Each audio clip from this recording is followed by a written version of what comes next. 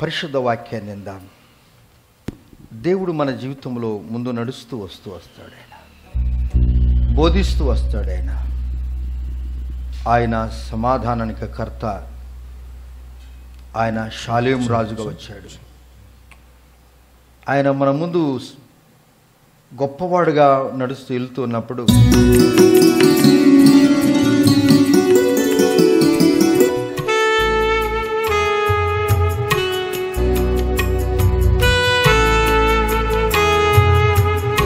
నీ పాదరేణువునైనా నుండిపోని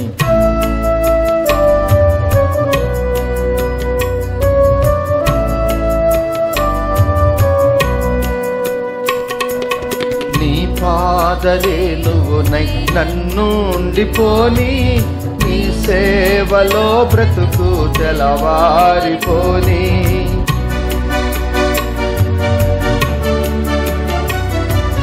నీ పాదరేణువునై నన్ను ఉండిపోని, నీ సేవలో బ్రతుకు తెలవారిపోని. నీ మాట నా నోట జనులంత వినని, నీ మాట నా నోట జనులంత వినని. సువార్తతో నన్ను కలవరమే గనని, సువార్తతో నన్ను కలవరమే గనని. కలువారి సిలువా నాకే విలువా, కలుషంబు బాపే కరములు చాచే. కలువారి సిలువా. దేవాని నామానికి వందనాలు. మీరిచ్చిన గొప్ప ధన్యకరమైన దినాన్ని బట్టి స్తోత్రాలు.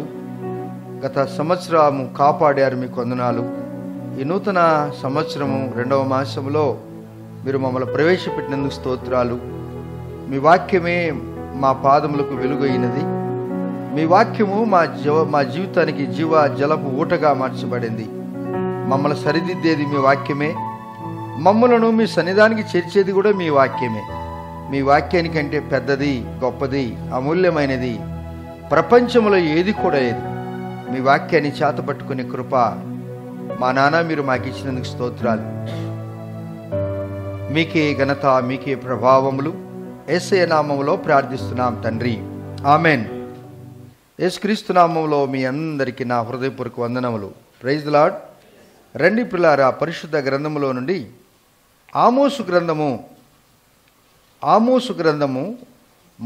అధ్యాయము 1వ వచనము. The book of Amos chapter 1 verse 1 చదువుకుందాం.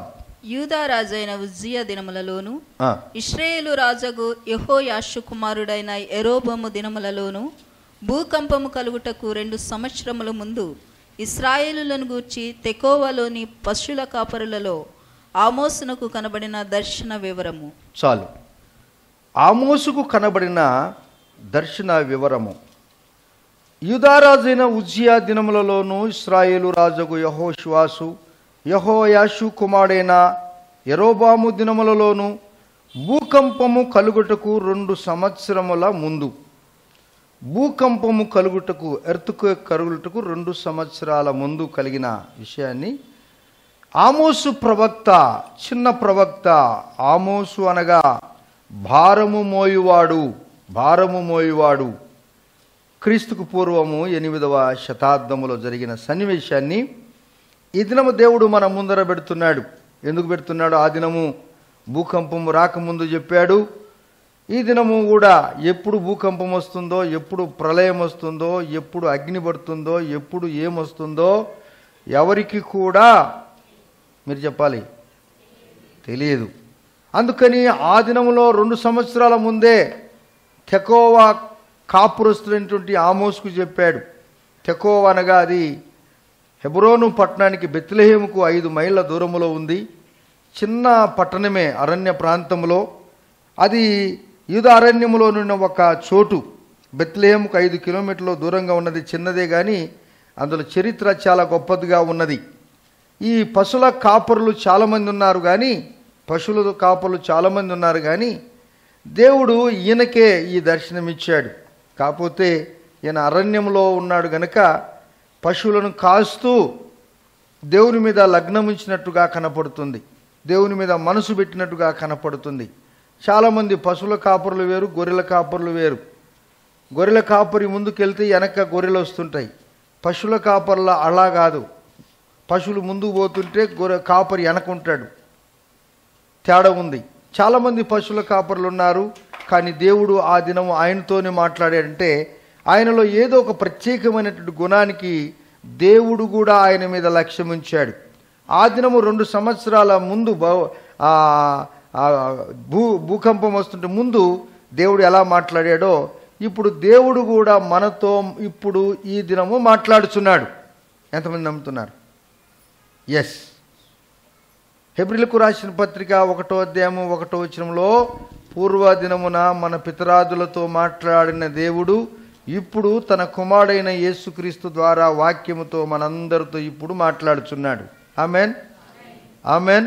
అంటే దేవుడు ఇందులో పక్షపాతి కాదు అని అర్థం. అప్పుడు ఆ దినాలలో ప్రవక్తలతో మాట్లాడిన దేవుడు ఇప్పుడు స్వయంగా వాక్య స్వరూపైన దేవుడు పరిపూర్ణంగా మనతో మాట్లాడుచున్నాడు. ఈ ఆమోసును గురించి మనం మాట్లాడుతూ ఉన్నప్పుడు దేవుని బిడ్డలారా, ఈయన దేవుని యొక్క మహిమను గురించి గుర్తించగలిగాడు. ఇతడు దేవునికి చాలా విధేయుడు, ధైర్యశాలి, దుఃఖంతో ప్రార్థన చేసేవాడు. హోషేయ ఇశ్రాయేలుల ఆధ్యాత్మిక భ్రష్టత్వమును గురించి ఏడ్చి ప్రవచించాడు. అయితే ఆమోసు ఇశ్రాయేలుల సాంఘిక భ్రష్టత్వం కొరకు భారము, దుఃఖము, ధైర్యముతో చెప్పాడు. సాంఘిక న్యాయముని గురించి భక్తి నుండి, సాంఘిక న్యాయాన్ని భక్తి నుంచి విడదీయలేం, కానీ నీరు పారినట్టు నీతి న్యాయములు ప్రవహింపజేయాలని దేవుని పక్షంగా ఉండి ఈయన ప్రవచించాడు. దేవుడు తన బిడ్డలను ఒక్కొక్క విధముగా ఒక్కొక్క సమయంలో వాడుకున్నాడు.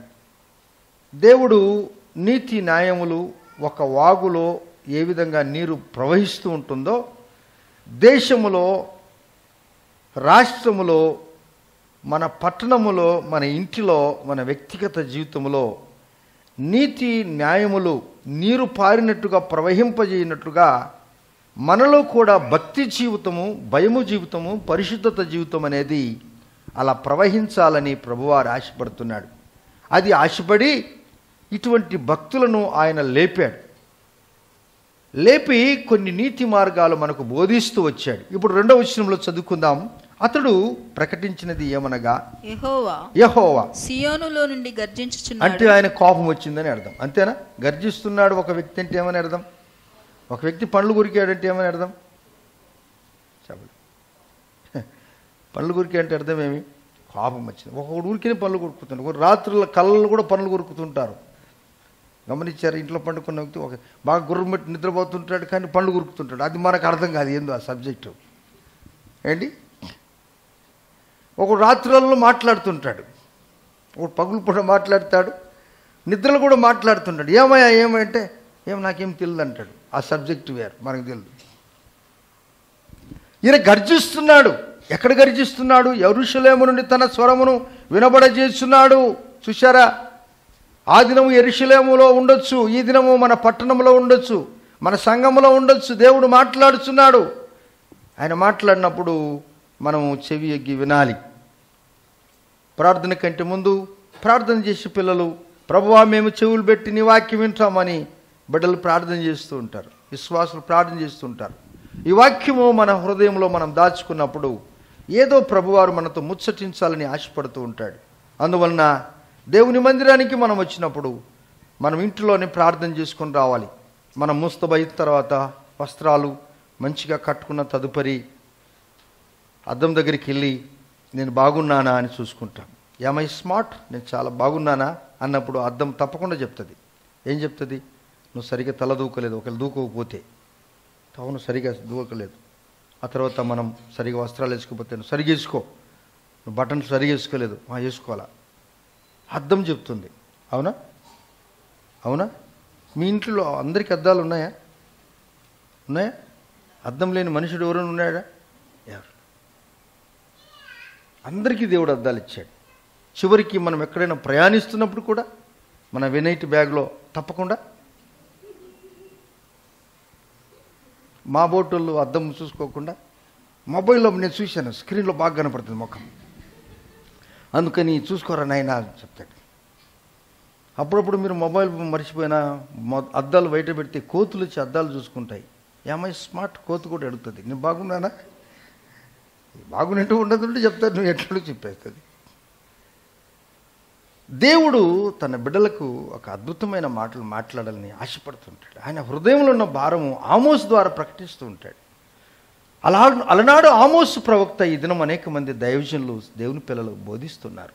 ఏమని బోధిస్తున్నారు అనగా, యెరూషలేము నుండి తన స్వరం వినబడజేస్తున్నారు. కాపరులు సంచరించు మేతభూములో, కాపరులు సంచరించే మేతభూములన్నీ కూడా దుఃఖపరుచున్నాయంట. కర్మేలు శిఖరము ఎండిపోవచ్చున్నదంట. కర్మేలు అనగా విజయానికి సాదృశ్యము. కర్మేలు పర్వతం మీద దేవుని కనపరిచినటువంటి ఏలియా గొప్పవాడు. నీ దేవుడెవరు, నా దేవుడెవరు, నిజమైన దేవుడెవరు, చూస్తాంరా అంటే చూస్తామన్నాడు. 850 మంది భక్తులు వారు ఉన్నారు. ఒక్కడే మిగిలిపోయాడు. కానీ ఆ ఒక్కని పక్షంగా దేవుడు యుద్ధం చేశాడు. నీ కుటుంబంలో నీవు దేవుని కొరకు ఒక్కదానివిగా నిలబడితే అవమానాలు, నిందలు, ఏడుపు, కన్నీరు, బాధలు, ఆత్మీయ అవమానాలు, అన్నిలో పోరాటాలు ఎన్ని వచ్చినప్పటికీ కూడా మర్చిపోవద్దు, వారిలో ఒంటరైన వాడు 1000 మంది అవుతాడు. సభలు కూడా తెలుసుదామా? నువ్వొక్కడివి. అందుకే ఒక వ్యక్తి, ఒక గొప్ప సైంటిస్టులు చెప్తారు, ఏం చెప్తారనగా, నీ జీవితం బాగుపడాలంటే నీ మొదటి స్టెప్ స్ట్రాంగ్ స్టెప్ అయి ఉండాలంట. నీ మొట్టమొదటి అడుగు అది దృఢమైనది ఉండాలంట. ఒకవేళ 1000 కిలోమీటర్లు నడవాలంటే, అమ్మో 1000 కిలోమీటర్లా అని నిరాశపడి ఆన్నే ఉంటే 1000 కిలోమీటర్లు నువ్వు దాటలేవు. ఈ 1000 కిలోమీటర్లకు మొట్టమొదటి అడుగు నేను వేసానంటే ఇప్పుడు 999 మిగిలింది. ఆమెన్. ఈ 1000 కిలోమీటర్లు ఒకటి మైనస్ అయిపోయింది. అలాగనే నీ జీవితంలో ఒక స్ట్రాంగ్ స్టెప్, ఒక దృఢమైనటువంటి అడుగు, ఆత్మీయ అడుగు నువ్వు ముందుకేస్తే దేవుడు అంటున్నాడు, యెరూషలేములో నుండి తన యొక్క బిడ్డల ద్వారా మాట్లాడుచున్నప్పుడు అక్కడ ఏం జరిగిందనగా, కాపరులు నడుస్తున్నటువంటి స్థలాలు, ఒక దైవజనుడు ఎప్పుడే కానీ ఎక్కడికైనా వెళ్ళాడంటే, ఓ ప్రభువా ఈ పట్టణాన్ని ఆశీర్వాదించు, ఓ దేవా ఈ ఊరును ఆశీర్వాదించు, ఈ గ్రామాన్ని ఆశీర్వాదించు. ఆయన కారు దిగినా, నడుచుకుంటూ పోయినా, ఎటు పోయినా కానీ దేవా వీరిని దీవించు అనే మాటే ఆయన నోట్లో వస్తుంది. ప్రభా ఈ ప్రాంతంలో కొన్ని ఆత్మలు మాకు దయచేయమని ఒక దైవజనుడు ఎప్పుడు ప్రార్థన చేస్తూ ఉంటాడు. అది నేను నేర్చుకున్నాను. దేవుని పిల్లలారా, అటువంటి స్థలాలు, మేత స్థలాలు ఏమైపోయాయంట? ఇప్పుడు ఏమైపోయాయంటండి? దుఃఖం ఎండిపోతున్నాయి. కారణం ఏంటనగా, వాక్యము లేదు, వాక్యమనే నీరు లేదు, ఎండిపోతుంది. కారణం ఏంటి అనగా, కాపరులు ఉన్నారు కానీ సరైన విధంగా లేకపోయారేమో మనకు తెలియదు.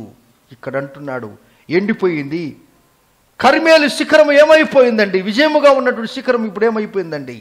అందుకే మొదటి మెసేజ్లో మనం చూస్తున్నాము, కార్య ఆరంభము కంటే కార్య అంతము శ్రేష్టమైనది. ఆమెన్. నువ్వు ఏ అడుగుతో ఆరంభించావో అది ముఖ్యము కాదు. నువ్వు వచ్చావు ఆ యొక్క మైదానములోనికి, అందరూ నీలాంటి వారు క్రీడాకారులు ముందుగా నేను ముందుకు పరిగెత్తాలని అనుకుంటున్నారు. కానీ ఆయన బహుమానం ఇచ్చేది ఆ గొప్పవారు ఎవరికో కాదు, ఎవరైతే అందరినీ అధిగమించి అలసట మరిచిపోయి ప్రాణాన్ని తెగించి ప్రజలందరూ చప్పట్లు కొడుతుంటే, వారే వా అంటుంటే ముందుకెళ్ళాలి, నేను బహుమానం పొందాలి, వీరందరినీ కూడా నేను నా వెనుక వేసుకోవాలని ఎవరైనా అనుకుంటారో అట్టి వారికి అక్కడ బహుమానం పొందుతారు. అందుకే ఆ బహుమానం కొరకే యేసు ప్రభువారు తన సేవకుడి అపోస్తలుడి పౌలు కూడా అదే భారం పెట్టాడు. ఏది ఏమైనా నేను పందెపు రంగంలో నేను పరిగెత్తాను, అలసిపోకుండా పరిగెత్తాను, నిద్ర ఆగారం లేకుండా, తిండి తీర్థం లేకుండా ఆయన పరిగెత్తాను, కొట్టించుకున్నా, తన్నిసుకున్నా, కారాగారంలో వేయించుకున్నా దేవుని కొరకు నేను సాక్షిబిడ్డగా జీవిస్తానన్నాడు అపోస్తలుడి పౌలు. దేవుని బిడ్డలారా, ఈ యొక్క ఆత్మీయ యాత్రలో అనేక తొందరలు వస్తాయి. వెనక్కి అయస్కాంతములుగా గుంజుతూ ఉంటుంది. ఎందుకు పోతావు నువ్వు మందిరానికి, ఏం చేశాడు దేవుడు నీకు అని మాట వస్తూ ఉంటుంది వెనికి భాగం నుంచి. దాన్ని అధిగమించి వచ్చినప్పుడే దేవుడు నీ జీవితంలో అద్భుతమైన కార్యాలు జరుగుతాడు. ఎలా జరిగిస్తాడు దేవుడు? గనుక ఇప్పుడు కర్మేలు శిఖరము ఎండిపోయింది, మేత భూములు దుఃఖపడుచున్నవి. ఇవన్నీ కూడా అధిగమించాలంటే 4వ అధ్యాయము 12వ వచనము, ఆమోసు గ్రంథము 4వ అధ్యాయం 12వ వచనం చదువుకుందాం. కాబట్టి ఆ. ఇశ్రాయేలీయులారా, ఓ ఇశ్రాయేలులారా, మీ ఎడల నేను ఎలాగుననే చేయుదును గనుక మీ ఎడల నేను ఇలాగుననే చేయుదును గనుక ఇశ్రాయేలీయులారా, ఓ ఇశ్రాయేలులారా, మీ దేవుని సన్నిధిని కనబడుటకై మీ దేవుని సన్నిధిని కనబడుటకి మీరు సిద్ధపడండి. ఆమెన్. ఏం చెప్పాడు? మీలాగును కూడా ఇలాగ జరుగుతాయి గనుక అలాగ మీరు జరగకుండా ఉండాలంటే ఏమి? కాపరులు తిరిగినటువంటి మేత భూములు ఏమైపోయినాయండి? దుఃఖపడుచున్నాయి. కర్మేలు శిఖరం ఏమైపోయింది? ఎండిపోయింది. విజయం పోయేసింది. అమ్మో, అప్పుడు నాకు చాలా విజయం వచ్చేదండి, ఇప్పుడు లేదండి అంటే ఎక్కడో నీ ఆత్మీయ జీవితంలో కుంటుపాటు జరిగింది. ఎక్కడో నీ ఆత్మీయ కుండకు సిల్లులు ఏర్పడ్డాయి. ఎక్కడో మన కుండ ఓటి కుండ అయిపోయింది. ఎన్ని నీళ్లు పోసినా కానీ నిలవట్లేదు, అది అయిపోతూనే ఉన్నాయి. అందుకే ప్రభు అంటాడు, నా బిడ్డ, నీ తోలి తిత్తిలో ఎక్కడో రంధ్రాలు పడ్డాయి. ఆత్మీయ జీవితంలో ఆ వాక్యము, దేవుని యొక్క మాటలు నీలో నిలవకుండా ఉన్నాయి. కర్మేలు పర్వతము ఏమాయను, కాపరులు తిరిగిన స్థలము ఏమాయను, అది ఎండిపోయాను, ఇది దుఃఖపడెను. దేవుడు నిన్ను అలాగా అందుకు పిలవలేదు. దేవుడు నిన్ను దీవించటానికే పిలిచాడు. మరలా ఒక్క వచనములోనే ఆయన మాట్లాడతాడు, ఓ ఇశ్రాయేలీయులారా, కాబట్టి ఇశ్రాయేలీయులారా, మీ దేవుని సన్నిధిని కనబడుటకై. ఎక్కడమ్మా? దేవుని సన్నిధిలో కనబడటానికి మనం ప్రిపేర్ అయ్యి రావాలంట. అంటే దేవుడు ఏదో ఇస్తాడు అని అర్థం. ఏదో ఇవ్వాలని ఆశపడుతున్నాడు. అయితే నువ్వు పొందుకోవటానికి ఈ దినము సిద్ధంగా ఉండాలి. అది భూకంపము రాకమునుపు 2 సంవత్సరాల క్రితం చెప్పాడు. అందుకే దేవుడు అన్నాడు, ఒక మాట మనం గుర్తు చేసుకోవాలి, మానవుని జీవితంలో తిరిగి రానివి 2 ఉన్నాయి.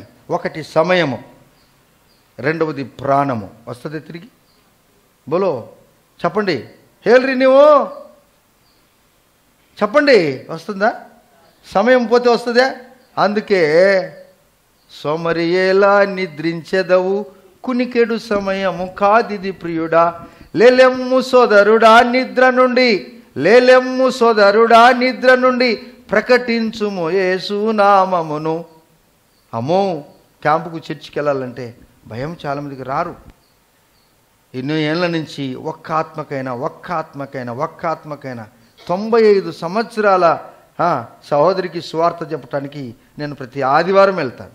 అక్కడ కొందరు పిల్లలు వస్తారు, మోకరిస్తారు, ప్రార్థన చేస్తారు. ఈ 95 సంవత్సరాల అమ్మగారు, ఆమె బాగా మోకరిస్తుంది.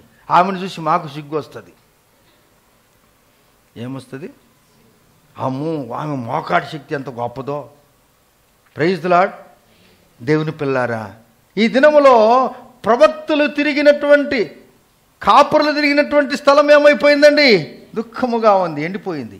విజయముగా ఉన్నటువంటి శిఖరము కర్మేలు పర్వతం ఏమైపోయిందండి? సన్నశిలువ ఎండిపోతుంది.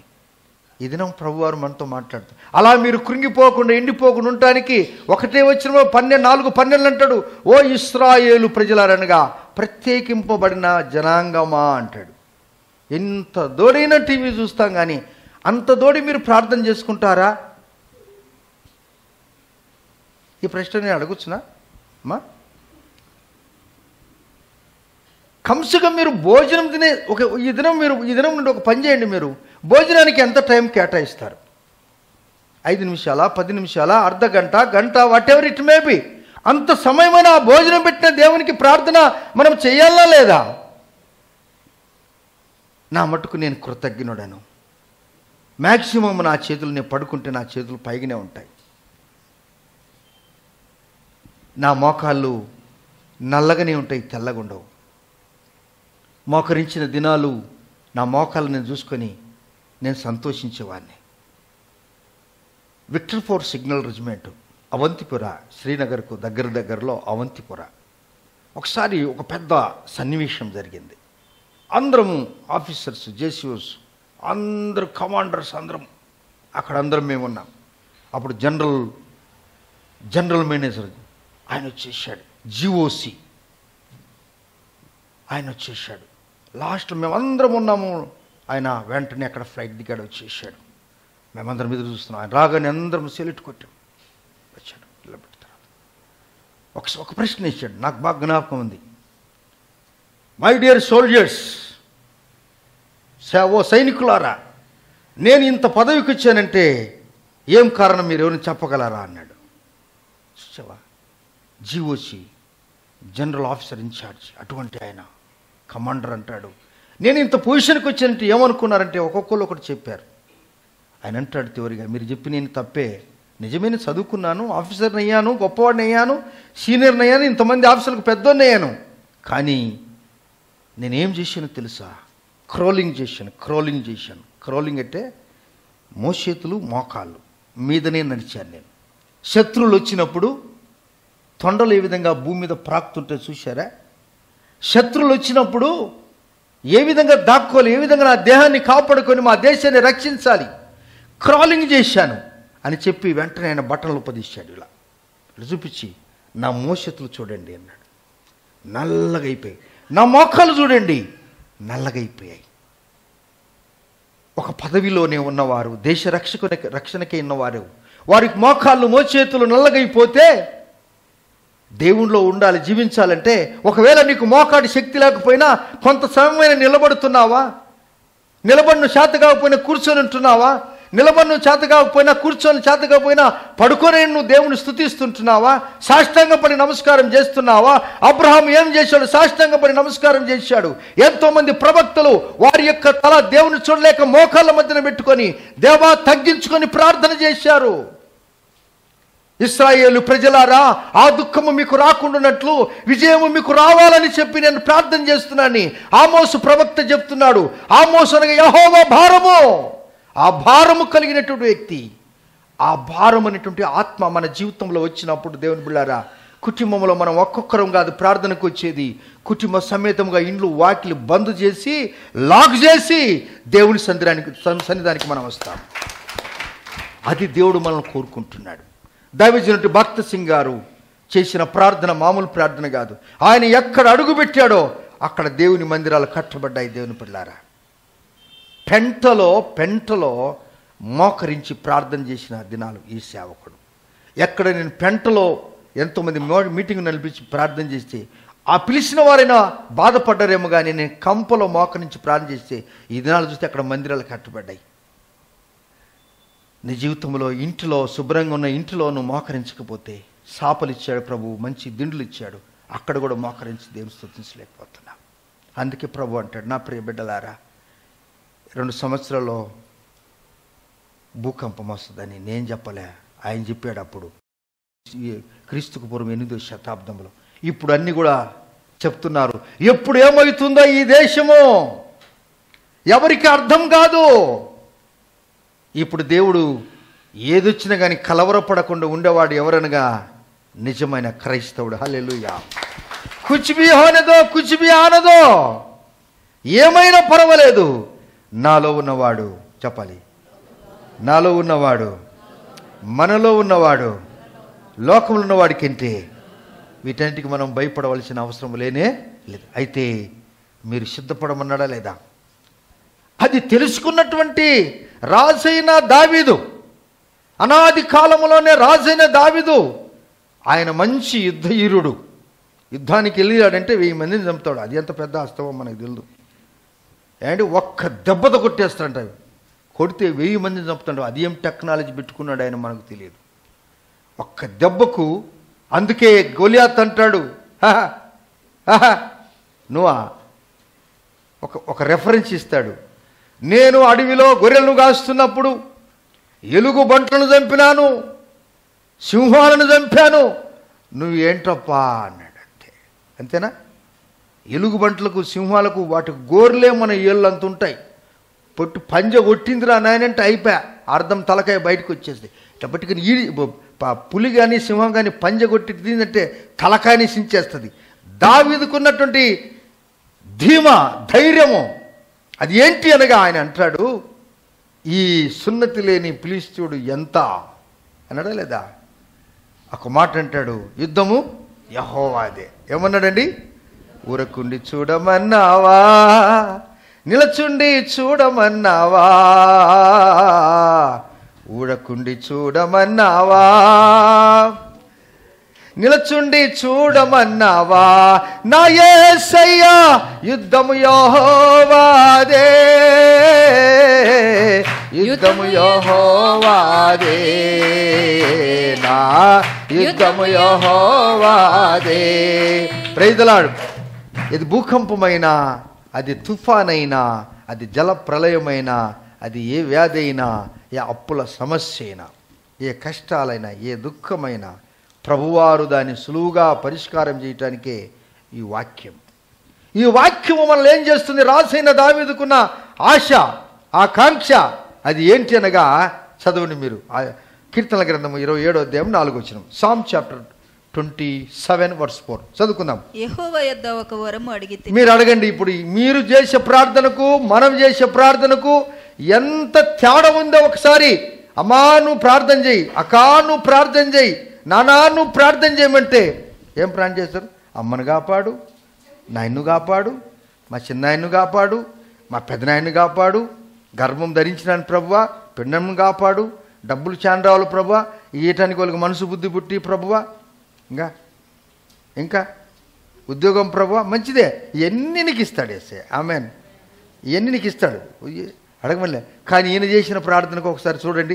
వదిలి అమ్మా, యెహోవా యొద్ద ఒక వరము అడిగి తిని దానిని నేను వెతుకుచున్నాను. ఎక్కడ ఎదుగుతున్నాడు? దేవుని మందిరంలో వెతుకుతున్నాడు. ఇప్పుడు ఇశ్రాయేలు ప్రజలారా, మీరందరూ దేవుని మందిరానికి వచ్చి సిద్ధంగా ఉండండి, రెడీగా ఉండండి. దేవుడు మీ జీవితంలో గొప్ప కార్యం జరిగించడానికి సిద్ధంగా ఉన్నాడు. రాసిన దావీదు యుద్ధవీరుడు, పాటగాడు, ఆటగాడు, నృత్యం చేయవాడు, దేవుని స్తుతించేవాడు, ఆస్తి అంతస్తులు కలిగిన వాడు ఏం ప్రార్థన చేశాడమ్మా? యెహోవా ప్రసన్నతను చూచుటకును ఆయన ఆలయంలో ధ్యానించుటకును నా జీవిత కాలమంతయు నేను యెహోవా మందిరంలో నివసింపగోరుచున్నాను. చప్పలు కూడా దేవుని చూద్దాం. అందుకే 42 మంది రాజులు 705 సంవత్సరాలు వెళ్ళారు. రాజైన దావీదు లాంటి వాడు ఒక్కడు కనపడలేదు. దేవుని మందిరానికి ఎంతమంది వచ్చారు అనేది లెక్క మనకొద్దు అండి. ఇప్పుడు బస్తా గింజలు, బస్తా తాళ్ళు తీసుకుపోయి వ్యవసాయదారికుడు చల్లాడనుకో, తాలు చల్లాడనుకో, నీళ్ళు వచ్చేసరికి అవన్నీ లేస్తాయి. ఏంటి? తాలు గింజలు. కానీ ఒక్క ఇత్తనం కనుక గట్టిదిగా ఉంటే అది లేయదు, అది భూమిలో నాటబడుతుంది. భూమిలో నాటబడి చచ్చిపోద్ది. వ్యవసాయదారుకుడు విత్తనం భూమిలో చచ్చిపోతుంది. తాళన్నీ పైన కనపడుతుంటాయి, ఎందుకు? దాంట్లో దమ్ము లేదు, దాంట్లో విత్తనం లేదు. కానీ ఈ విత్తనం లోపల చచ్చిపోయినప్పుడు అప్పుడు అందులో నుండి పుడుతుంది ఒక మొలక. Amen, amen. మనము ఈ భూమి అనేటువంటి లోకంలో చచ్చినప్పుడు, ఏం పాస్టర్ గారు మా సాగుగొట్టడానికి నువ్వు పిలుస్తావా? వ్యవసాయదారుకుడు వేసిన విత్తనం సావాలా బాబు? ఈ దినము నువ్వు బియ్యం బ్యాళ్ళు, కందులు, గోధుమలు తింటున్నావంటే ఆ విత్తనం వేసిన విత్తనం చచ్చిపోయింది కనుకనే మొలక పుట్టింది. ఆయన వేసింది ఒక్క విత్తనం అయితే ఒక కంకికి 100 గింజలు వచ్చేసాయి. హల్లెలూయా, ప్రైజ్ ది లార్డ్. మనం లోకానికి సాగకపోతే మనకు ఏమి రావు. అప్పుడు పుడుతుంది. తాళన్నీ కూడా తేలాడుతూ ఉంటాయి, గట్టి విత్తనాలు గట్టిగా పడుతుంటాయి. అందుకే ఆ యోహాను సువార్త 12:24 అంటాడు. చదవండి ఒకసారి. The book of John chapter 12:24 చదువుకుందాం. యోహాను 12:24 చదువుకుందామా? గోధుమ గింజ. వినండి, నేను చెప్పిన మాట దీంట్లో ఉంటే మీరు నమ్మండి, లేకపోతే మెలకుండా ఉండండి. చెప్పినైనా గోధుమ గింజ భూమిలో పడి చావకుండిన ఎడల. సావాలనా? ఏం పాస్టర్ గారు సావాలంటాడు? ఎందుకు చావాలంటే నీలో చదవహోదరి ఇక అది ఒంటిగానే ఉండును. అది సావకపోతే ఒంటిగా ఉంటుంది, అది చచ్చిన ఎడల విస్తారముగా ఫలించును. సభలు కూడా చూద్దాం. సస్తే విస్తారంగా ఫలిస్తుంది, లోకానికి చస్తే విస్తారంగా ఫలిస్తుంది అర్థం. అది వేసింది అట్లే ఉంటే అది మళ్ళీ నీళ్ళు వచ్చేకి తేలేడుతుంది. ఎందుకంటే దాంట్లో ఏం లేదు, ఇత్తనం లేదమ్మా, గట్టిది లేదు. దేవుని బిడ్డలారా, అందుకే దావీదు కోరుకున్నటువంటి కోరిక ఏంటనగా ఆ కోరిక మనం కోరుకోవాలా. అంతకంటే పెద్దోళ్ళమా మనం, రాజుమా? ఎన్ని లేడు రాజరికమైన? ఎన్ని సంవత్సరాలు వెళ్ళాడు రాజైన దావీదు? రాజరికం ఎన్ని ఏళ్ళు చేశాడు? హెబ్రోనులో 7 సంవత్సరాలు, యెరూషలేములో 33 సంవత్సరాలు. 7 + 33 77, 40 సంవత్సరాలు. వారి కొడుకు కూడా 40 సంవత్సరాలు. ఇశ్రాయేలుకు మొట్టమొదటి రాజు సౌలు కూడా 40 సంవత్సరాలు. 3, 4, 12, 120 సంవత్సరాలు వీళ్ళు ఏలారు. దేవుని పిల్లారా, వీరు ఏలిన కాలంలో రాజైన దావీదు ఎలా అంటే, నాకు దేవుని మందిరం కావాలా, నాకు దేవుని మందిరం కావాలనేటువంటి ఆకాంక్షతను కలిగింది కనుక ఈ దినము కూడా ప్రపంచంలో ఉన్న దైవజనులందరూ కూడా రాజైన దావీదుని గురించి చెప్పాలంటే ఎంత సంతోషమో. Praise the lord. ఎంత సంతోషమో. ఎన్ని పర్యాలు ఎన్ని కోణలు చెప్పిన కానీ తక్కువే. ఇప్పుడు నేను అంటున్నాడు, ఇంత గొప్ప మనిషి అంటున్నాడు, నేను యెహోవా సన్నిధిలో కనపడాలి, నా జీవితకాలముతో నేను దేవుని సన్నిధిలో ఉండాలి అని ప్రార్థన చేసుకోవాలి. కొత్త సంవత్సరానికి వచ్చాం, కొత్త బట్టలన్నీ ఇడిసి పక్కన పెట్టాం, మళ్ళీ పండగ వేసుకుంటాం. చూద్దాం ఏంటి దేవుడు అంటాడు, నా బిడ్డ, పోయిన సంవత్సరంలో నువ్వు ఎన్ని ఆదివారాలు చర్చికి రాకుండా మానుకున్నావు. ఇప్పుడు నువ్వు తీర్మానం ఏం చేసుకోవాలా, ఈ 2024 సంవత్సరంలో తప్పకుండా 100% నేను అన్ని ఆదివారాలు 52 ఆదివారాలు నేను దేవుని మందిరంలో ఉండాలి ప్రభు అని ఎంతమంది అనుకున్నారా? ఎస్, దేవునికి స్తోత్రం. ఆమెన్. చాలామంది పిల్లలు తల్లిదండ్రులు చర్చికి రావాలని ఆశపడతారు కానీ పిల్లలు లేరు. ఇది పెద్ద కథ ఏమండి. పిల్లలు లేరు. వీళ్ళు తల్లిదండ్రులు తలకాయ తింటుంటారు. వీళ్ళు మన చర్చి పిల్లలు చాలా మంచి వాళ్ళు, అందరు సండే స్కూల్ పిల్లలు మంచి వాళ్ళ. ఏమ్మా, అమ్మ నాన్నలు డాడీ లేయి, మమ్మీ లేయి, ప్రార్థనకు పోవాలా. యవనస్తులు కూడా అంతే. యవనస్తులు ఆడపిల్లలాగా పాలిస్తున్నట్టుంది. ఏంటి, పాలిచ్చేలు బాలింతలు పాలిస్తారండి. వాళ్ళకు లేట్. దేవుడు చెప్పాడు, పాలిచ్చు వాటిని మెల్లగా అన్నాడా లేదా? గొర్రెలను పాలిచ్చే వాటిని మెల్లగా నడిపిందంటే అది ఒక పాలిస్తుంటుంది, నడుస్తుంది. ఇందువల్ల వాటిని మెల్లగా నడపమన్నాడు యేసయ్య. ఇప్పుడు చాలామంది యవనస్తులు ఎందుకు లేట్ అవుతుంటే వీళ్ళు ఎవరికి పాలు ఇస్తున్నారో మనకు అర్థం కాదు. వీళ్ళు పాలు తెస్తుంటారా ఇస్తుంటారా మనకు తెలియదు.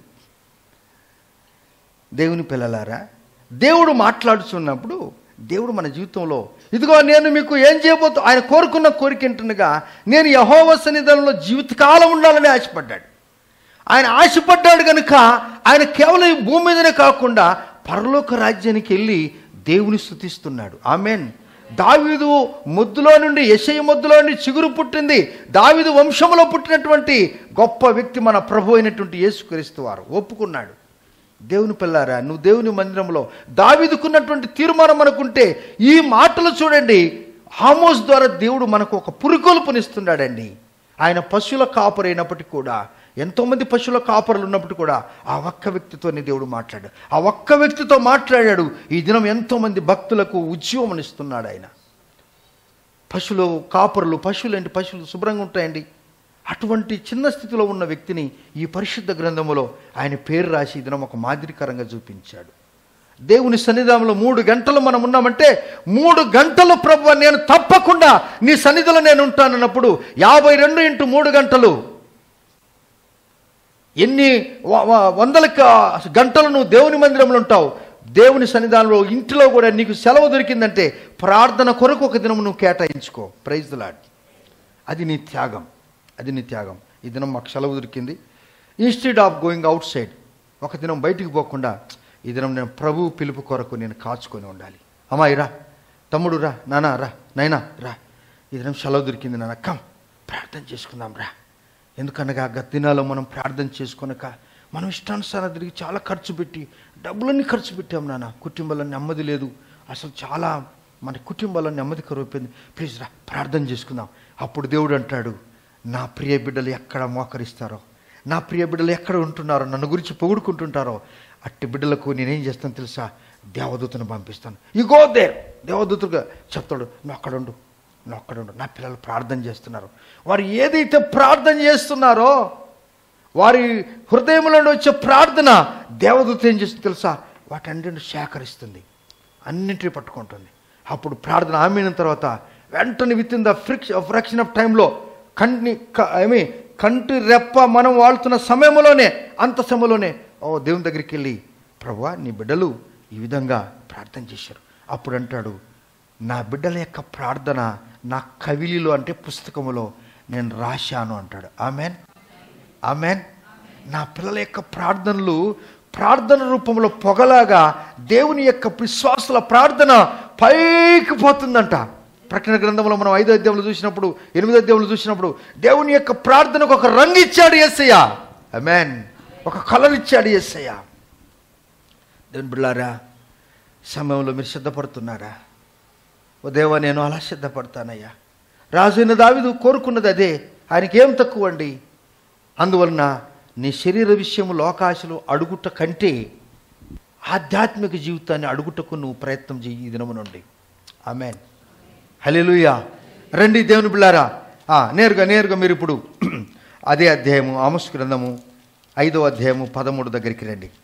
ఆమోసు గ్రంథము 5వ చెడు కాలము గనుక. బాగినండి, నా మాటలు కాదువి, ప్రభువారు మన కొరకు రాయించిన మాటలు. వారు ఎంతో కష్టపడి దేవుని యొక్క ఆత్మతో రాయబడిన మాటలు ఈ దినం మనకిచ్చాడు. వదిలి ఇది చెడు కాలము, ఇది చెడు కాలం గనుక ఈ కాలమున బుద్ధిమంతుడు ఊరకుండును. అబ్బా, ఈ చెడు కాలంలో బుద్ధిమంతుడు బాగింటున్నారా? అందుకే మనం అప్పుడప్పుడు అంటారు, కొట్లాటకు దూరంగా ఉంటాడు, భోజనానికి ముందు ఉంటాడంట ఒక ఆయన. కొట్లాట అంటే దూరంగా ఉంటాడు, భోజనానికి ముందు ఉంటాడంటే ఎందుకు కొట్లాటలు పోయి ఇరుక్కొని పోవాలా? అప్పుడు అంటాం, ఎరక్కపోయి వచ్చాను, ఇరక్కపోయినాను. అందుకే ఏంటారు, బుద్ధిమంతుడు ఇది చెడు కాలం గనుక బుద్ధిమంతుడుగిన అయితే వాడు ఊరుకుంటాడంట. హల్లెలూయా, ప్రైజ్ ది లార్డ్. అందుకే బుద్ధిమంతులైన వారే యేసయ్యను ఎదుర్కొన్నారు. 5 బుద్ధికి గల కన్యకలు, 5 బుద్ధి లేని కన్యకలు. బుద్ధిమంతులు ఏం చేశారు? ఏంటి? ఊరుకొని ఉంటాడు. ఆయన చెప్పిన మాటకంతా నువ్వు ఎదురు తిరగాల్సిన అవసరం లేదు. హల్లెలూయా. బుద్ధిమంతుడైతే అట్లే కానీ డాడీ, అట్లే కానీ నాన్న, అట్లే కానీ. ఒకవేళ నీ కొడుకు బుద్ధిమంతుడే, తండ్రి కూడా మంచిది నాయన, నువ్వేం నాకు చెప్పేదంటే తండ్రి, వాడు తండ్రి కాదు, వీడు కొడుకు కాదు. బుద్ధిమంతుడైతే ఊరుకోవాలి, బుద్ధిహీనుడైతే ఇప్పుడు చెప్పాలి. బుద్ధిహీనుడైతే ఇంకో 2 మాటలు, నో, ఎదురు తిరగకూడదు. ఎదురు తిరిగి పిల్లలను ఈ దేవుడు ఇష్టపడాడు. ఓదురి చదవండి ఈ మాట. మీరు బ్రతుకున్నట్లు కీడు విడిచి మేలు వెదకుడి. అలాగున మీరు చేసిన ఎడల మీరు అనుకుని చొప్పున దేవుడును సైన్యములకు అధిపతియునగు యెహోవా మీకు తోడుగా నుండును. ఆమేన్. బుద్ధిమంతుడు ఏం చేస్తాడండి? మౌనంగా ఉన్నాడు. ఒక మంచి బుద్ధిమంతుడు యవనస్తుడైనటువంటి యోసేపు. అన్నదమ్ములు అందరూ కలిసి ఆయన ఆడేశారు, నీళ్లు లేని బాయలేశారు, గుంటలు వేశారు. ఆడు యవనస్తుడే, 17 సంవత్సరాల ప్రయాణం. ఏమన్నా బెన్యామీన్, నన్ను కొడతావా? నేను రక్తం పుచ్చుకోలేదు మా ఆయనది, నువ్వు నన్ను కొడతావా అని అన్నాడా? ఏం మాట్లాడలే. యోసేపుకు దేవుడు తోడుగా ఉన్నాడు. బుద్ధిమంతుడు కనుక తోడుగా ఉన్నాడు. బుద్ధిహీనునికి ఎలా ఉంటుంది? అపవాదికి అప్పచెప్తాడు, ఈయన చూసుకోమని చెప్తాడు. అపవాదికి ఈయన అపవాది చెప్తాడంట, దేవుడు చెప్తాడు, వాడిని చూసుకో, వాడు నా మాట వినటం లేదు. ఏంటి? బుద్ధిహీనులు నా కట్టడలను ఎత్తుకోవట్లేదు గనక రక్షణ వారికి దూరమాయను. అందువలన అట్టి వారికి నేను ఎవరికి అప్పచెప్తాను? అపవాదికి అప్పచెప్తాడంట. ఇప్పుడు నీ మీద అపవాది పగ్గాలు పట్టుకుంటాడు. ఏంటి? గుర్రం మీద కూర్చున్న వ్యక్తి చటక చటక చటక చటక చటక నేస్తుంటే, అబ్బా ఈ గుర్రము నడుస్తున్న రైలు పరిగెత్తుంటుంది. ఆయన దగ్గర టక టక టక దానికి కళ్ళెం పెడతాడు ఆయన, కంట్రోల్లో పెట్టుకోవటానికి. ఇప్పుడు సైతాన్ కంట్రోల్ ఉంటే అయిపోయా మన కథ. దేవుని కంట్రోల్కి ఉంటే, పరిశుద్ధాత్మ దేవునికి మనం పగ్గాలిస్తే మనం చేతులు కట్టుకుని ఊరికనే ఉండొచ్చు. నువ్వు ఊరికనే ఉండుము, దేవుడు గొప్ప కార్యాలు జరిగిస్తాడు అన్న ప్రతిదానికి నువ్వు జవాబు ఇవ్వాల్సిన అవసరం బొత్తిగా లేనే. ఇప్పుడు మనం చెప్దాం, మన పగ్గాలు ఎవరికి ఇద్దాం? సైతానికి ఇద్దాం, పరిశుద్ధాత్మకి ఇద్దాం. పక్కన వాళ్ళకి చెప్పండి మీరు, మన పగ్గాలు యేసయ్యకి ఇద్దాము. అబ్బా దేవుని స్తోత్రం. అంతే. ఇప్పుడు ఇట్లా చెప్పటంలో ఏమిటంటే పక్కన వాళ్ళతో కూడా నువ్వు చూసి మాట్లాడినట్టుంటుంది. చర్చికి ఎవరైనా కొట్లాడిన వాళ్ళు పక్కన కూర్చున్నా కానీ ముఖం చూసినట్టుంటుంది. దేవునికి స్తోత్రాలు, ప్రైజ్ ది లార్డ్. లేకపోతే అప్పుడప్పుడు చర్చిలో కూర్చుని వాళ్ళకు ప్రైజులు చెప్పరు, వీళ్ళకి మాత్రం చెప్పరు. వచ్చాడు శత్రువు వచ్చి పద.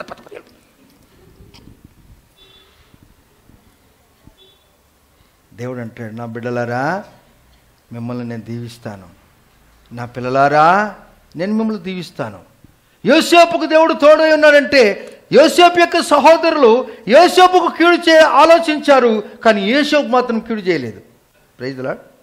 ఆలోచన చేయలేదు. అప్పుడు కేవలం 12 మందికి గుంతలేయటానికే వారికి శక్తి ఉన్నదేమో, ఇప్పుడు దేశానికే బువ్వబెట్టి వాడైపోయాడు, దేశాన్ని పోషించేవాడైపోయాడు. వీరిని మొత్తాన్ని జైల్లో వేసేటానికి అధికారం ఉందా లేదా చెప్పు? అసలు ఇడిపించటానికి కూడా చేత కాదు. అయితే అధికారాన్ని ఈయన దుర్వినియోగం చేసుకోలేదు, అధికారాన్ని సద్వినియోగం చేసుకున్నాడు. సహోదరులు రాగానే అబ్బా మా అన్నదమ్ములు వచ్చారు, ఎంత గొప్ప దేవుడి తండ్రి, మా అన్నదమ్ములు వచ్చారు, ఎంత ఆయన ఇంట్లో సంతోషిస్తున్నాడంటే చెప్పుకోలేకపోతున్నాడు. ఆ మాట నేను తర్వాత మీకు చెప్తాను. చూడండి, అక్కడే అండి 14 వచనం 2వ భాగంలో, అలాగు చేసినాడలా మీరు అనుకున్న చొప్పున దేవుడును సైన్యములకు అధిపతియునగు యెహోవా మీకు తోడుగా నుండును. కీడును ద్వేషించి మేలును ప్రేమించుచు గుమ్మములలో న్యాయము స్థిరపరచుడి. ఒకవేళ దేవుడును సైన్యములకు అధిపతియునగు యెహోవా యోసేపు సంతతిలో శేషించిన వారి యందు కనికరించును. చప్పలు కొట్టి దేవుని చూద్దామా? యోసేపును గురించి ఎందుకు ఇక్కడ మాట్లాడుతున్నాం అనగా, the book of genesis chapter 39:23, ఆది కాండము 39:23 చదువుకుందాం. బాగా ఇందాం దేవుని మాటలు మనం ధ్యానించుకుందాం. 23 యెహోవా అతనికి తోడై ఉండెను గనుక. బాగుండండి అమ్మా. ఆమోసు చెప్పిన మాటలకు ఇక్కడ యోసేపు జీవించిన జీవితానికి 2 కంపేర్ అవుతున్నాయి, 2 కలిసిపోతున్నాయి, సింక్ అవుతున్నాయి. దేవుని పిల్లలారా, ఆ దినము యోసేపుకు 8వ శతాబ్దంలో ఆమోసు జీవితంలో, ఇప్పుడు క్రీస్తుకు శకంలో ఉన్నటువంటి మనకు కూడా ఈ మాటలన్నీ కలిసిపోయినప్పుడు దేవుడు యోసేపుకు తోడై ఉన్నట్టుగా మనకు తోడై ఉంటే దేవుడు యోసేపును ఆశీర్వాదించి ఆశీర్వాదకరంగా మార్చి దేశానికి 7 సంవత్సరాలు సమృద్ధిగా ఆయన భోజనం పెడితే, దేవుడు మన జీవితంలో ఎన్ని కరువులు వచ్చినా, భూకంపాలు వచ్చినా, ప్రళయములు వచ్చినా, కష్టములు వచ్చినా, దుఃఖం వచ్చినా, ఏడుపు వచ్చినా, కన్నీరు వచ్చినా, కరువు వచ్చినా, దేవుడు మనములను విడువడు, ఎడబాయడు, ఎప్పుడు మనకు తోడుగా ఉంటాడు. Amen, amen. అందుకే జీవితంలో ఎంతోమంది వద్దు ప్రభువా ఈ జీవితం అనుకుంటున్నారు. అందుకే యోసేపును దేవుడు మన దగ్గరికి ఎందుకు పెట్టాడంటే, అలసిపోయిన నా బిడ్డలారా నా దగ్గరికి రండి, కష్టపడుతున్న వారులారా నా దగ్గరికి రండి, దుఃఖములున్నవారా నా దగ్గరికి రండి, బాగలేని వారులారా నా దగ్గరికి రండి, బాగున్న వారులారా మీరు కూడా నా దగ్గరికి రండి. మీ జీవితం బాగున్న జీవితము ఇతరులకు కనపరుద్దాం. అలా అలసిపోయిన వారి జీవితంలో దేవుడు అంటాడు, నేను వారికి పురుకొలుపును దయచేస్తానంటాడు యేసయ్య. Amen, amen. ఎప్పుడైతే ఈ అలసిపోయిన వారు, సమస్యలు పోయిన వారు, కష్టపడిన వారు వచ్చినప్పుడు దేవుడు యోసేపుకు తోడై ఉన్నట్టుగా మనకు కూడా తోడుగా ఉంటాడు. 23 వచనం, యెహోవా అతనికి తోడై ఉండెను గనుక ఆ చెరసాల అధిపతి అతని చేతికి అప్పగింపబడిన దేని గూర్చి విచారణ చేయక ఉండెను. అతడు చేయనది యావత్తు యెహోవా సఫలమగునట్లు చేసెను. ఆమేన్. చేసే పని విఫలమవుతుందంటే కారణం ఏంటంటే దేవునికి తెలియకుండా నువ్వు చేస్తున్నావని అర్థం. ఎందుకు కష్టాలు వచ్చాయంటే అందుకే ప్రభువా చాలామంది తలబట్టుకొని ఎందుకు అబ్బాయి ఈ కథ వద్దు తండ్రి, బాధే వద్దురా అంటుంటారు. దేవుడు అంటాడు, నా బిడ్డలారా ఆ యేసయ్య వైపు చూడండి. యోసేపు యేసయ్య వైపు చూశాడు. నడిచి దేవుని స్తుతిద్దాం, దేవుని గణపరుద్దాం. అలసిపోయిన జీవితాలకు ఆయన సమస్యలు చేయబోతున్నాడు, గొప్ప కార్యాలు చేయటానికి ఇష్టపడుతున్నాడు. అయితే మీరు సిద్ధంగా ఉన్నప్పుడు ప్రభువారు అంటాడు, నా యేసయ్య నేను అలసిపోకుండా నాకంటే ముందుగా వెళ్తున్న వారిని నేను క్రాస్ చేయాలంటే నా స్వశక్తితో కాకుండా దేవుని సాయం పొందుకుంటాను. కర్మేలు పర్వతం ఏమైపోయింది, దుఃఖపడుతుంది. కాపరులు నడిచిన స్థలాలన్నీ కూడా వెనుకబడిపోయి పచ్చదనం కూడా. అయితే నేను కూడా అనేక పర్యాలు అట్లయిపోయాను. కానీ ఈ దినము నుండి నేను నా జీవిత వైఖరిని నేను మార్చుకుంటాను, నా జీవిత శైలిని నేను మార్చుకుంటాను. అలనాడు ఆమోస్తో మాట్లాడిన దేవుడు ఇదో పరిశుద్ధాత్మ దేవుడు నాతోనే స్వయంగా మాట్లాడుచున్నాడు. దేవుడు గొప్ప దేవుడు, దేవుడు నూతనమైన కార్యాలు జరిగిస్తాడు. ఆమెన్. ఎంతమంది సిద్ధంగా ఉన్నారు? ఆమెన్. ఇంటికి పోదామా? దేవుని సన్నిధానం ఉందమ్మా.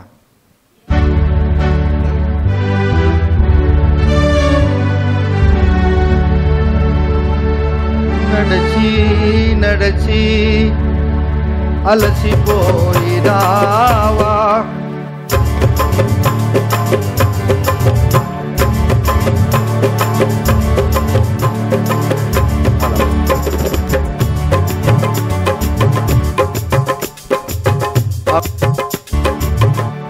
హల్లెలూయా, ప్రైజ్ ది లార్డ్.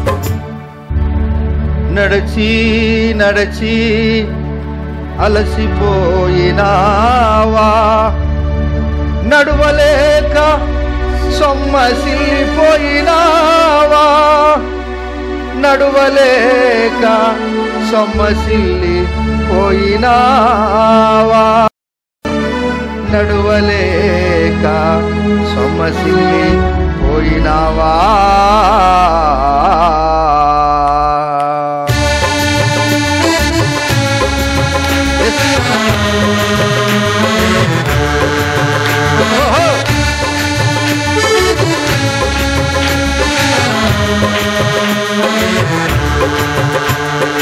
నడచి నడచి అలసిపోయినావా నడువలేక సొమ్మసిల్లిపోయినావా నడచి నడచి అలసిపోయినావా నడువలేక సొమ్మసిల్లిపోయినావా కలువరి గిరికనుక సిలువ మోసిన కలువరి గిరికనుక సిలువ మోసిన నజరేయుడేసుని ముందు నడువగా నజరేయుడేసుని ముందు నడువగా యేసు వైపు చూడు నీ భారమంత తీరు యేసు వైపు చూడు నీ భారమంత తీరు తీరానికి చేరు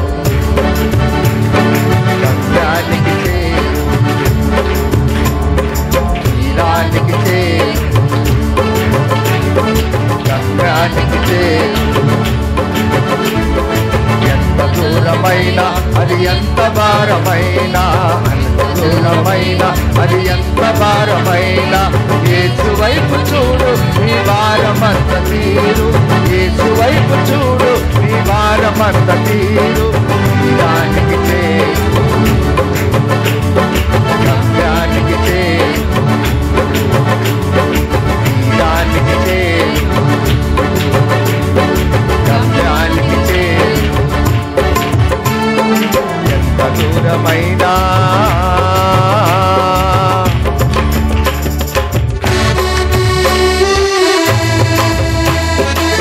యోసేపు జీవితంలో యేసయ్యను చూశాడు, అందుకే దేవుడు తోడుగా ఉన్నాడు. ఓహో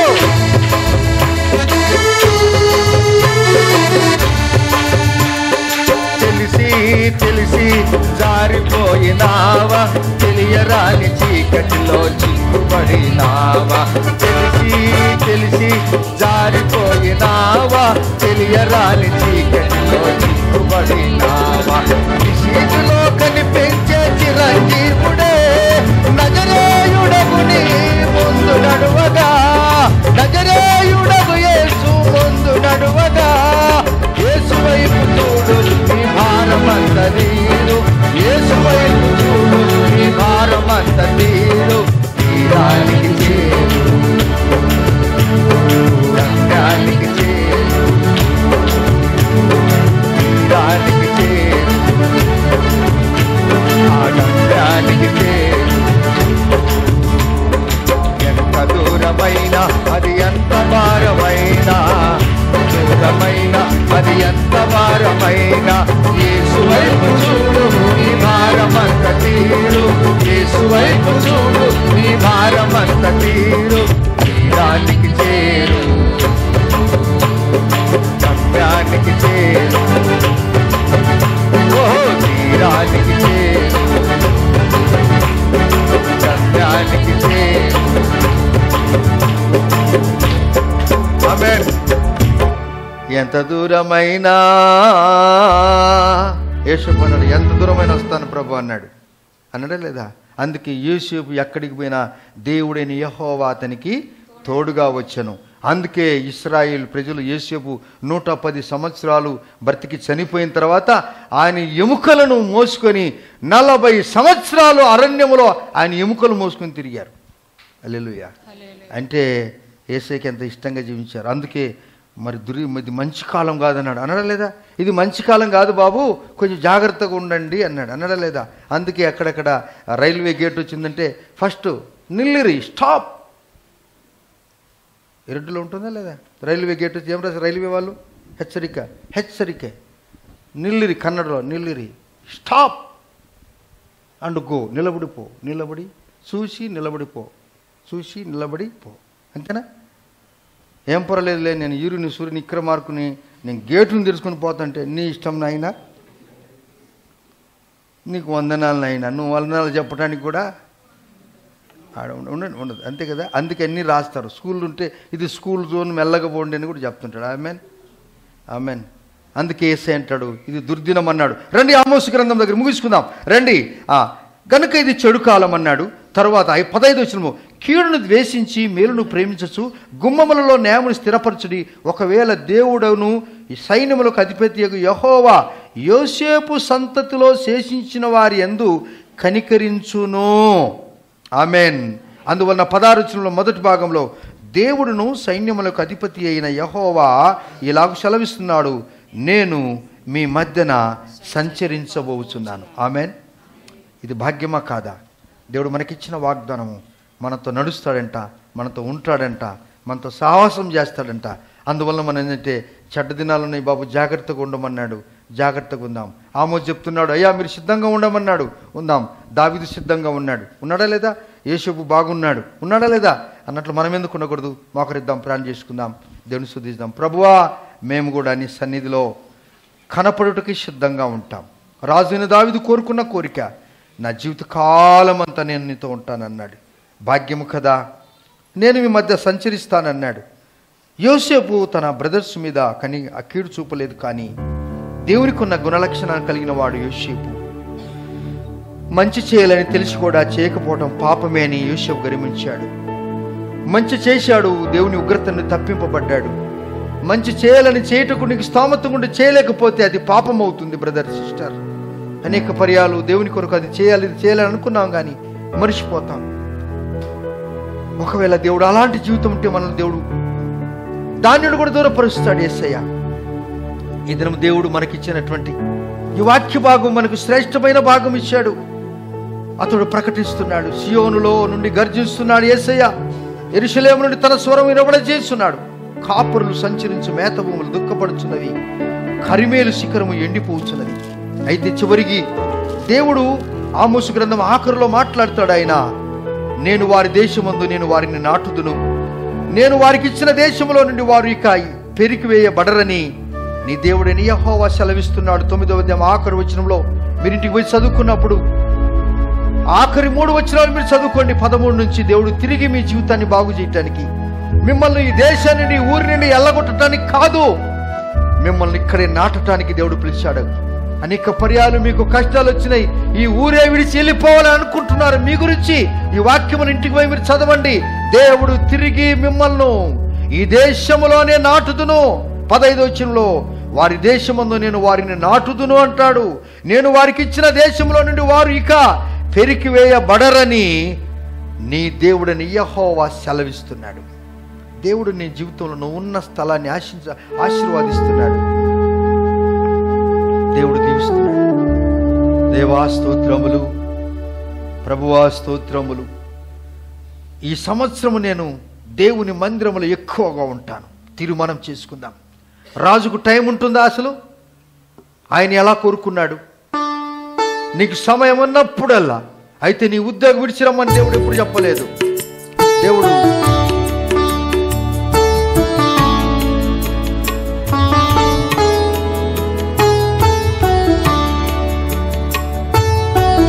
దేవా స్తోత్రములు. దేవుడు నీ జీవితంలో ఎన్ని కష్టాలను నిన్ను మునగనీయాడు. ఆయన అలలపై నడచిన యేసు నాతో ఉన్నాడు. అలలపై నీకు తోడుగా ఉంటాడు యేసయ్య. కష్టములు నష్టములు అంతులేని సాగరమునకు నాదులేవు నీ అంతులేని సాగరమునకు ఆదురేవు నీవేగా అలలపై నడచిన నా యేసు నాతో ఉన్నాడు అలలపై నడచిన నా యేసు నాతో ఉన్నాడు తుఫాను చెలరేగిన ఆత్మీయులను గుంతలో తోసివేయాలన్నా అవమానం చేయదలుచుకున్నా దేవుడు నిన్ను హెచ్చిస్తాడు. బ్రదర్ సిస్టర్ నిన్ను హెచ్చిస్తాడు. తమ్ముడు నీ జీవితం గొప్పది. తుఫానులు చెలరేగిన పెనుగాలులెన్నో వీచినా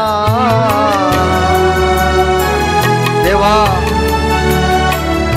తుఫానులు చెలరేగిన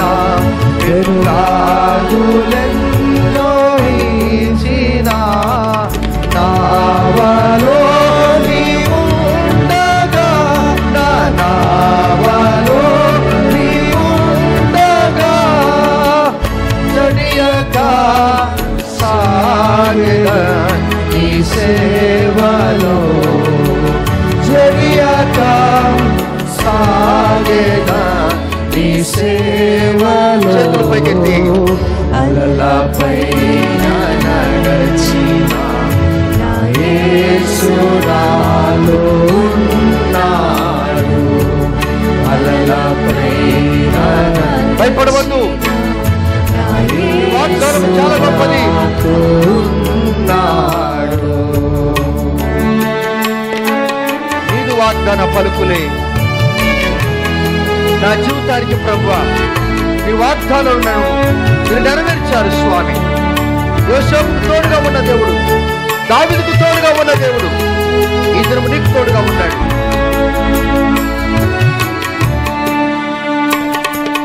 నీదు వాగ్దాన పలుకులే నాదు జీవమై సదా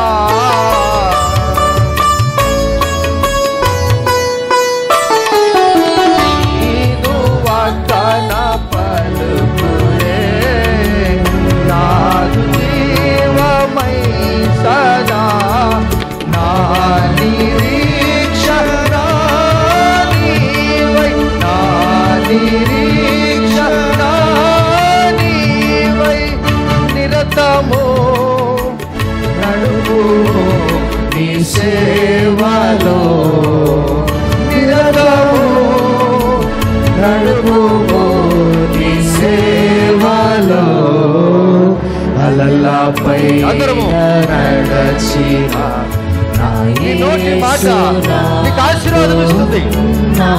నీ నోట మాట నీకు ఆశీర్వాదం ఇస్తుంది. నడచిన నా యేసు నాతో అంతులేని అంతులేని సాగరమునకు నాదురేవు నీవేగా అంతులేని సాగరమునకు నాదురేవు నీవేగా అలలపై నడచిన నా యేసు నాతో ఉన్నాడు అలలపై నడచిన నా యేసు నాతో ఉన్నాడు.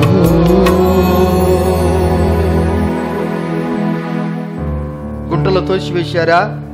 మీరు పైకి రాకూడదని మీ మీద శాతపడి చేశారా? మీ ఇంటి ముందర నిమ్మకాయలు మంత్రం చేసేశారా? మీకు వేటుబడి చేశారా? నో నో, నీలో ఉన్నవాడు లోకములో ఉన్నవాడికంటే గొప్పవాడు. ఆ మంత్రాలకు చింతకాయలు రాలవు అని గుర్తు చేసుకో. తుఫానులు దేవా చెలరేగినా పెనుగాలులెన్నో వీచినా భయపడవద్దు బిడ్డ, తమ్ముడు నానా భయపడవద్దు. నీ సమస్య నీకు ఎక్కువైందేమో కానీ నీ సమస్య నాకు ఎక్కువ కాలేదన్నాడు యేసయ్య.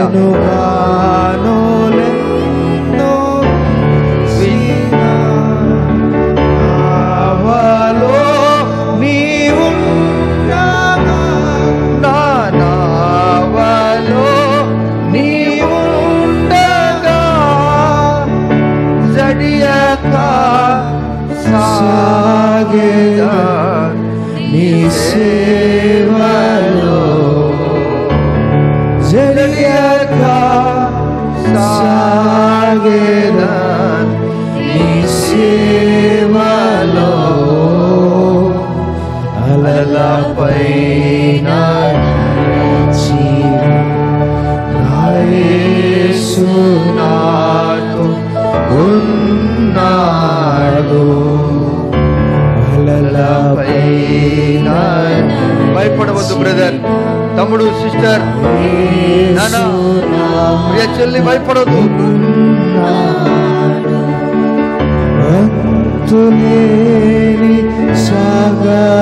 చేతుల పైకి ఎత్తవా తమ్ముడా, నానా, ఎక్కడున్నాను? దేవునికి యేసోపు సమర్పించుకున్నాడు. దావీదు ఆశ అదే.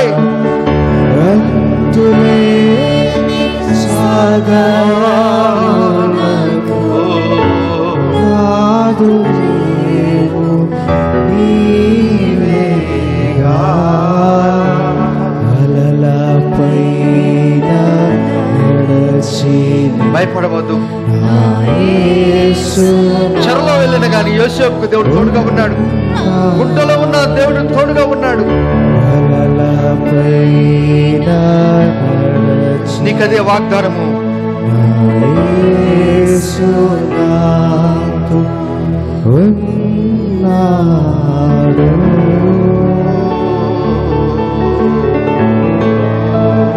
పరిశుద్ధాత్మ దేవుడు నిన్ను తాకుతున్నాడు, నీకు అభయమిస్తున్నాడు. నేనున్నాను నీతో అన్నాడు. ఎంత గొప్ప దేవుడు. మీ కొరకు నేను ప్రార్థన చేస్తున్నాను. నా ప్రియ పరలోకపు తండ్రి, ఆమోసు ప్రవక్త ద్వారా 8వ శతాబ్దంలో పలికించిన మాటలు, ఈ దినము మీ ప్రియ కుమారుడు యేసుక్రీస్తు ద్వారా మాతో పలికించిన మాటలు, అవి రెండు ఒకటే. అది భూకంపమైనా, ఇది చెడు కాలమైనా, అది ఏదైనా మీ మాటలు మారువు నానా. మీ వాక్యమే సత్యము ప్రభువా. మేము అనేక పర్యాలు మీ మాటల మీద మేము మనసు పెట్టక మునిగిపోయాము, ఏమవుతుందో అనుకున్నాము. కానీ దైవజనుడి ద్వారా మాట్లాడిన మాటలు మా జీవితంలో, మా ఆధ్యాత్మిక జీవితంలో పురికొల్పబడింది స్వామి. మా శరీరం మీద రోమము నిలబడినప్పుడు పరిశుద్ధాత్మ దేవుడు మాతో పనిచేశాడు. మా దేహానికి శక్తి, మా ఆత్మకు పురుకొలుపు, మా ఆత్మీయ జీవితంలో ఉద్యోగం ఇచ్చావు. నీ ప్రియబడి వెళ్తున్నారు స్వామి. మీరు కీడు తలంచలేదు, మేలే చేశారు. శాపాలు ఇయ్యలేదని ఎప్పుడు ఆశపడలేదు, ఆశీర్వాదిస్తూనే వచ్చారు. దేవుని మందిరంలో ఉండుటకు సిద్ధపట్టుకు సాయం చేయండి. మా తీర్మానం యొక్క గొప్పది స్వామి. ఆ 1000 మైళ్ళు నడవటానికి మా మొదటి స్టెప్, మా మొదటి అడుగు చాలా ప్రాముఖ్యమైనది స్వామి. అటువంటి శక్తివంతమైన దృఢమైనటువంటి అడుగులు మేము ముందుకేసిపోయినప్పుడు, అది 1000 కిలోమీటర్లైనా 10,000 అయినా, కొలుచుటకు చేత కాకపోయినా మీరు మాతో మాతో మాతో నాతో వస్తే ఎన్నదగినవి కాదు కదా. నీ ప్రియ బిడ్డలు వెళ్తున్నారు. చాలా మంది బిడ్డలు ఏడ్చారు ప్రభువా. మీ స్వాస్థాలతో వారి దుఃఖాన్ని, ఆ కన్నీరును మీరు తుడుస్తున్నారు. మీకు స్తోత్రాలు. దుఃఖమును తీసివేటికి వచ్చారు. మీకు స్తోత్రాలు. ఒక అద్భుతమైన జీవితం మీరు ఇవ్వబోతున్న స్తోత్రాలు. ఇది ప్రవచనాత్మకమైన మాట. నీ ప్రియ బిడ్డలను ఉన్నతమైన స్థితికి తెచ్చేంత వరకు దేశానికే భోజనం పెట్టే శక్తివంతమైన యోసేపు 7 సంవత్సరాలు కరువు లేకుండా ఉన్నాడు. ప్రపంచాన్ని సృష్టించిన దేవుని నమ్ముకున్నాడు. దేవ, ఈ బిడ్డలను అలాగ చేయండి, దీవించండి, ఆశీర్వదించండి. మీకే ఘనత, మీకే ప్రభావం. యేసయ్య నామములోనే ప్రార్థించి అడిగి పొంది ఉన్నాము తండ్రి. ఆమేన్. మన తండ్రికి దేవుని ప్రేమ, కుమారుని యొక్క కృప, పరిశుద్ధాత్మ దేవునికి అనుశాసనం ఇప్పుడు మనందరికీ అలనాడు దేవుని యొక్క కృప రాజైన దావీదుకు యోసేపుకు తోడైనట్టుగా యేసయ్య కృప మనకు సదాకాలం తోడై ఉండునుగాక. ఆమేన్. ప్రభు ప్రైజ్ ది లార్డ్. దేవుని మీద ఉంచునుగాక. Thank you. ఎవరైతే